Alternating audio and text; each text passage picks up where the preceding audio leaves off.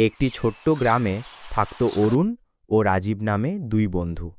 তারা ছিল সাধারণ কৃষক পরিবারের ছেলে। অরুণ ছিল সৎ সাদা মনের ছেলে, কিন্তু তার বন্ধু রাজীব সবসময় ধন সম্পদের লোভে মগ্ন থাকত। একদিন অরুণ জঙ্গলের ধারে এক বৃদ্ধ সাধুর সঙ্গে দেখা করতে গেল।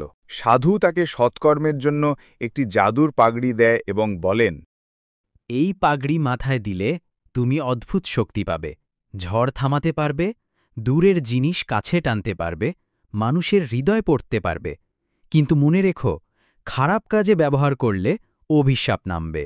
অরুণ পাগড়ি পরে গ্রামবাসীদের সাহায্য করতে থাকে। ডাকাতদের হাত থেকে গ্রাম বাঁচায়, অসুস্থদের সুস্থ করে তোলে। গ্রামবাসীরা তাকে নায়ক মনে করে।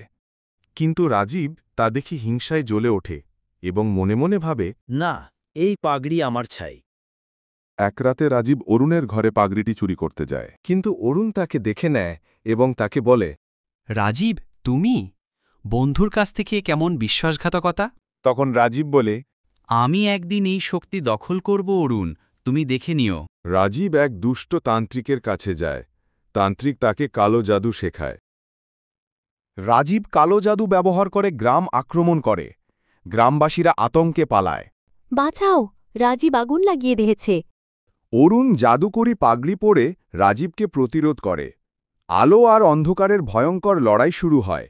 লড়াইয়ের এক পর্যায়ে রাজীব পাগড়ি ছিনিয়ে নেয়, কিন্তু যেই খারাপ কাজে সে শক্তি ব্যবহার করে, অভিশাপ নেমে আসে। পাগড়ি থেকে আগুনের ঝড় বের হয়ে রাজীবকে গ্রাস করে। রাজীব চিৎকার করতে করতে মিলিয়ে যায়। তখন আকাশ থেকে বৃদ্ধ সাধুর কণ্ঠ শোনা যায়, অরুণ, তুমি প্রমাণ করেছ সত্যিকারের শক্তি জাদু নয়, সৎমন। অরুণ ভেঙে পড়ে। তারপর পাগড়িটা নদীতে ভাসিয়ে দেয় এবং বলে, এই শক্তি আমার দরকার নেই, আমি মানুষ হিসেবেই যথেষ্ট।